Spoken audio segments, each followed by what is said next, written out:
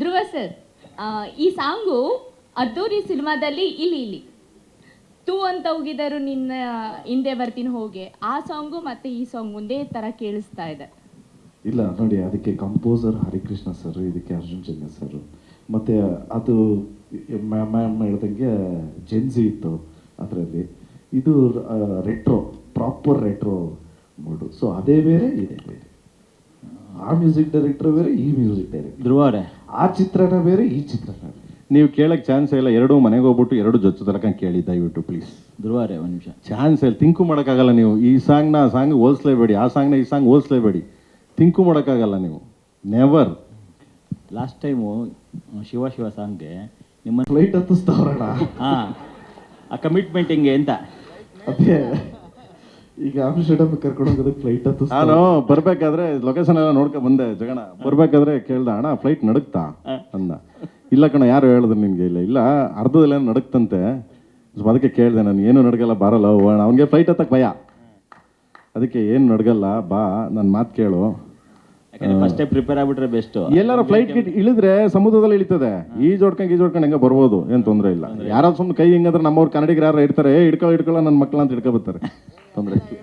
ಧ್ರುವರೇ ಏನು ಹೇಳ್ತೀರಾ? ಅವ್ನ ಮಕ್ಕ ನೋಡಿ, ಅವ್ನ ರಿಯಾಕ್ಷನ್ ನೋಡಿ.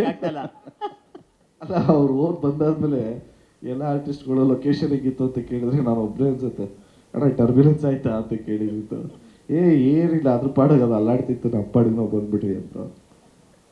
ಸೊ ಇಲ್ಲ, ಈ ಸಾಂಗಲ್ಲಿ ಆಗಲೇ ಹೇಳ್ದಂಗೆ ಎಷ್ಟೊಂದು ಜನ ಟ್ಯಾಲೆಂಟ್ಸಿಗೆ ಒಂದು ಅವಕಾಶ ಸಿಗುತ್ತೆ. ಅವ್ರನ್ನ ನೋಡಿ ನಮಗೆ ಕಲಿಯೋವಂಥ ಒಂದು ಅವಕಾಶ ಸಿಗುತ್ತೆ.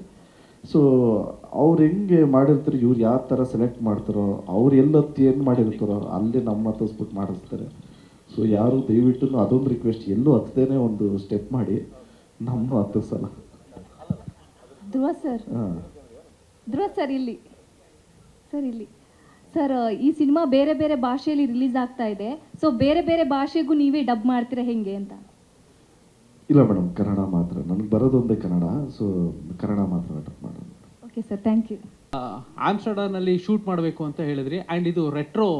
ಸೊ ಅಲ್ಲಿನ ಒಂದು ವಾತಾವರಣಕ್ಕೆ ರೆಟ್ರೋ ಹೆಂಗೆ ಫೀಲ್ ಕೊಡುತ್ತೆ ಅಂತ? ಮಗನ ಅದು ರೆಟ್ರೋನೇ. ಅದು ಆ ದೇಶ ಅಲ್ಲಿ ಹೋಗಿ ನೋಡಿದಾಗ ನಿನಗೆ ಫುಲ್ ಫ್ಲವರ್ ರೂಮ್ ಮತ್ತು ರೆಟ್ರೋನೇ. ಓಲ್ಡು ಅದು, ಇನ್ನೂ ನಮ್ಮದು 75, ಅದು ಇನ್ನೂ ಹಳೆ ಓಲ್ಡ್ ಕಂದ. ಸಿಟಿ ಆಗಲಿ ಜಾಗಗಳಾಗಲಿ ತುಂಬ ಓಲ್ಡ್ ಇದೆ ನಮಗೆ. ಅದಕ್ಕೆ ಆ ಜಾಗ ಹುಡುಕಿದ್ದೀನಿ. ಆ ಜಾಗ ಹುಡುಕಿ ಮ್ಯಾಚ್ ಮಾಡಿ ಮಾಡ್ತಾಯಿದ್ದೀನಿ ಕಂದ. ಮ್ಯಾಚ್ ಆಗುತ್ತೆ ಪಕ್ಕ. ಆ ಜಾಗ ಹೋಗಿ ನೋಡ್ಕೊಬಂದ್ವಿ ಮಗ. ಒಂದು ವಾರ ನಾನು, ನಮ್ಮ ಕ್ಯಾಮ್ರಾಮನ್ನು, ಸುಪ್ರೀತ್ ಅವರು ಎಲ್ಲ ಹೋಗಿ ನೋಡ್ಕೊಬಂದ್ವಿ. ಚೆನ್ನಾಗಿ ಮ್ಯಾಚ್ ಆಗುತ್ತೆ ಕಂದ. ನಿಮ್ಮ ಸಿನಿಮಾದಲ್ಲಿ ಯಾವಾಗಲೂ ತಾಯಿ ಸೆಂಟಿಮೆಂಟ್ ಹೌದು, ಇದೆ. ಹೌದು. ಈ ಸಿನಿಮಾದಲ್ಲಿ ಯಾವ ಸೆಂಟಿಮೆಂಟ್ ನ ಎಕ್ಸ್ಪೆಕ್ಟ್ ಎಮೋಷನ್ಸ್ ಇದ್ದೇ ಇರ್ತಕ್ಕಂಥ, ಒಂದೇ ಥರ ಎಮೋಷನ್ಸ್ ಅಂತೂ ಮಾಡೋಕ್ಕಾಗಲ್ಲ. ಇದರಲ್ಲಿ ಧ್ರುವವ್ರನ್ನ ನೋಡಿದ ತಕ್ಷಣ ಖಂಡಿತವಾಗ್ಲೂ ಅವರ ನಾನು ಒಂದು ಹೇಳಕ್ಕೆ ಇಷ್ಟಪಡ್ತೀನಿ. ಜೋಗಿ ಟೈಮಲ್ಲಿ ಗೀತಕ್ಕ ಯಾವಾಗಲೂ ಹೇಳೋರು, ಸಿನಿಮಾ ನೋಡಿರಲಿಲ್ಲ ಅವ್ರಿಗೆ. ಒಂದು ಸರಿ ಕಪಾಲಿ ಥಿಯೇಟ್ರಿಗೆ ಬಂದಾಗ ಅವರು ಸಿನಿಮಾ ಥಿಯೇಟ್ರಿಗೆ ನೋಡ್ಕೊಂಡು ಸಿನಿಮಾ ರಿಲೀಸ್ ಆದಾಗ ಹೊರಗಡೆ ಬಂದು ಅಕ್ಕ ಹೇಳಿದ್ರು ನನಗೆ, ಅಣ್ಣನ್ನ ನೋಡೋಕ್ಕೆ ಆಗ್ತಾಯಿಲ್ಲ ಪ್ರೇಮ್, ನನಗೆ ಮನೇಲಿ ಬಂದರೂ ಹಂಗೆ ಕಾಣ್ತಾರೆ, ಅದು ಯಪ್ಪ ಎಷ್ಟು ಇದು ಅಂತ. ಅಂದರೆ ಆ ಥರ ನನಗೆ ಧ್ರುವರ್ ನೋಡಿದಾಗ ಹಂಗೆ ಅನ್ಸ್ಬಿಡುತ್ತೆ ನಿಮಗೆ ಕೊನೆಯಲ್ಲಿ, ಲಾಸ್ಟಲ್ಲಿ ಅಷ್ಟು ಎಮೋಷನ್ ಇದೆ. ಸೊ ಕಾಳಿದಾಸ ಅಷ್ಟು ಅದ್ಭುತವಾಗಿ ಕಾಣ್ತಾನೆ, ಅಷ್ಟು ಎಮೋಷನ್ಸ್ ಅವನ ಮೇಲೆ ಪ್ಲೇ ಮಾಡಿದ್ದೀವಿ ನಾವು ಕಳೆದ ಸಿನಿಮಾಲಿ. ಸೊ ಅದನ್ನಂತೂ ಹೇಳ್ತೀನಿ ನಾನು, ಓಕೆನಾ. ಆ್ಯಂಡ್ ಅವಾಗಲೇ ಹೇಳ್ದಂಗೆ ಮನಂ ಗೋಪಾಲಕೃಷ್ಣ ಅವರು ತೀರೋಗಿದ್ರು, ಅದನ್ನು ಇದನ್ನು ಮಾಡಿದ್ವಿ. ಆ್ಯಂಡ್ ಅವ್ರಿಗೆ ಇಲ್ಲಿಂದನೇ ಶ್ರದ್ಧಾಂಜಲಿ ಸಲ್ಲಿಸಿದ್ದೀವಿ. ಆ್ಯಂಡ್ ಫಸ್ಟ್ ಸಾಂಗ್ ತುಂಬ ದೊಡ್ಡದಾಗಿ ಹಿಟ್ ಮಾಡಿದ್ರಿ. ಆ್ಯಂಡ್ ಸೆಕೆಂಡ್ ಸಾಂಗ್ ರಿಲೀಸ್ ಆಗಿದೆ. ಆ್ಯಂಡ್ ಶೂಟಿಂಗ್ ನೆಕ್ಸ್ಟ್ ಮಂತ್ ಆಗುತ್ತೆ, ಆಗಸ್ಟ್ಗೆ ಪಿಕ್ಚರ್ ರಿಲೀಸ್ ಆಗುತ್ತೆ. And thank you so much, ನೀವೆಲ್ಲ ಬಂದಿದ್ದು, ಯಾರ್ದು ಏನು ತೊಂದರೆ ಇಲ್ಲ ಅನ್ಕೊಂತೀನಿ. Thank you so much. And ನಾಳೆ 45 ಟೀಸರ್ ಲಾಂಚ್ ಆಗುತ್ತೆ ನಮ್ಮ ಐದೊಂದು. ಯಾಕೆಂದರೆ ಹೌದು, ನಾಳೆ ಟೀಸರ್ ಲಾಂಚ್ ಆಗುತ್ತೆ 45. ಆ್ಯಂಡ್ ಆಲ್ ದ ಬೆಸ್ಟ್ ಮಗನೇ. ಸೊ ಯಾಕೆಂದರೆ ಡೈರೆಕ್ಟ್ರು, ಮ್ಯೂಸಿಕ್ ಡೈರೆಕ್ಟರ್ ಒಂದು ಸೆಕೆಂಡ್ರಿ, ಸಿಲೇ ಕೂತ್ಕೊಂಡು ಟನ್ ಟನ್ ಟನ್ ಡಾಣ ಅನ್ನೋವ. ಈಗ ಹಂಗಲ್ಲ, ಈಗ ಹೊರಗಡೆ ಬಂದವನೇ ಅಣ್ಣ, ಗೊತ್ತಾಯ್ತದೆ ಡೈರೆಕ್ಟರ್ ಏನು ಅಂತ. So all the best, all the very best ಮಗನೇ 45ಗೂ. And thank you so much. Thank you ಎಲ್ಲರಿಗೂ, ಥ್ಯಾಂಕ್ ಯು ಸೋ ಮಚ್. ಇವತ್ತು 2 ಸಾಂಗ್ ರಿಲೀಸ್ ಮಾಡಿದ್ದೀವಿ. We are about to shoot, ಇನ್ನು 1 ತಿಂಗಳಲ್ಲಿ ಶೂಟ್ ಸಹ ಮಾಡ್ತೀವಿ. ಶ್ಯಾಮ್ ಸರ್ ಐಡಿಯಾ ಕೊಟ್ಟಿರೋ ಪ್ರಕಾರ ಅದನ್ನು ಯಾರು ರೀಲ್ಸ್ ಮಾಡಿ ಕಳಿಸ್ತೀರಾ, ಆನಂದ್ ಅಡಿಯಾಗೆ, ಪ್ರೇಮ್ ಸರ್ಗೆ, KVN ಪ್ರೊಡಕ್ಷನ್ಸ್ಗೆ ಟ್ಯಾಗ್ ಮಾಡಿ ಬೆಸ್ಟ್ ಹುಕ್ ಸ್ಟೆಪ್ನ ಸೇಮ್ ಯೂಸ್ ಮಾಡ್ತಾರೆ. ಟೀಮ್ ಬಗ್ಗೆ ಹೇಳಬೇಕು ಅಂತಂದರೆ thank you sir, Prem sir. Song ಈ ಸಿನಿಮಾದಲ್ಲಿ 6 ಸಾಂಗ್ ಇದೆ, 6 ಸಾಂಗೂ ಸಹ ತುಂಬ ಅದ್ಭುತವಾಗಿ ಮಾಡಿದ್ದಾರೆ. And thanks to Arjun Janya sir also, and thanks to the entire team, especially thanks to Dhruva sir, because ತುಂಬ ಟೈಮ್ ಕೊಟ್ಟು ಈ ಸಿನಿಮಾನ ಮಾಡಿದ್ದಾರೆ.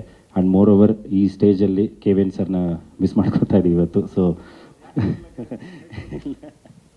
ಮೈಕ್ ಅದನ್ನೇ ನಾನು ಇಲ್ಲಿಂದನೇ ಕೇಳ್ತೀನಿ KVN ಸರ್ಗೆ, ಯಾಕೆ ಬರಲಿಲ್ಲ?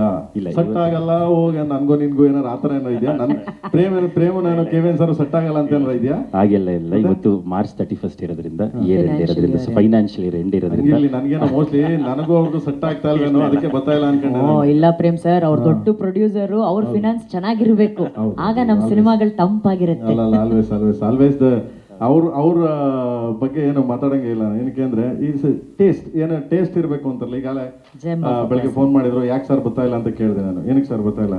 ಪ್ರೇಮ್ ಅವರೇ ಸಾಂಗ್ ನೋಡಿದೆ, ಈಗ ನಾನು ಇದ್ರಲ್ಲಿ ಯೂಟ್ಯೂಬಲ್ಲಿ ಕಳಿಸಿದ್ರು, ನೋಡಿದೆ, ಭಾಳ ಚೆನ್ನಾಗಿದೆ ಅಂತಂದ್ರು. ಆಮೇಲೆ ಆಗಿ ಇಲ್ಲಿ ಬಂದು ಹೇಳಿ ಅದನ್ನ ಅಂದೆ, ಬೇಡ ನೀವೆಲ್ಲ ಇದ್ದೀರಾ ಮಾಡಿ ಪ್ರೇಮ್ ಅವರೇ. ಕುರಿ ಕೋಳಿ ಬೆಳೆಸ್ಬೋದು, ಕಣ್ಮುಂದೆ ಕುಯ್ಯಕ್ಕಾಗಲ್ಲ. ಕುರಿ ಕೋಳಿನ ಕುಯ್ಯಂಗಿಲ್ಲ. ಆಲ್ ದ ವೆರಿ ಬೆಸ್ಟ್ ಎಲ್ಲರಿಗೂ. ಅಂಡ್ ಹ್ಯಾಪಿ ಯುಗಾದಿ ಹಬ್ಬದ ಶುಭಾಶಯಗಳು ನಮ್ಮ ಹಿಂದೂಗಳಿಗೆ, ನಮ್ಮ ಸೌತ್ ಇಂಡಿಯಾ ಅಂತೆಲ್ಲ ಎಂಟೈರ್ ಇಂಡಿಯಾಗೆ ಹೊಸ ವರ್ಷ ಯುಗಾದಿ ಹಬ್ಬದ ಶುಭಾಶಯಗಳು ನಮ್ಮ KD ಟೀಮ್ ಇಂದ. Thank you so much. ಶುಭಾಶಯಗಳು ನಮ್ಮ ನಾಡಹಬ್ಬ. Love you all. Jai Hind. ಎಲ್ರಿಗೂ ಯುಗಾದಿ ಹಬ್ಬದ ಶುಭಾಶಯಗಳು.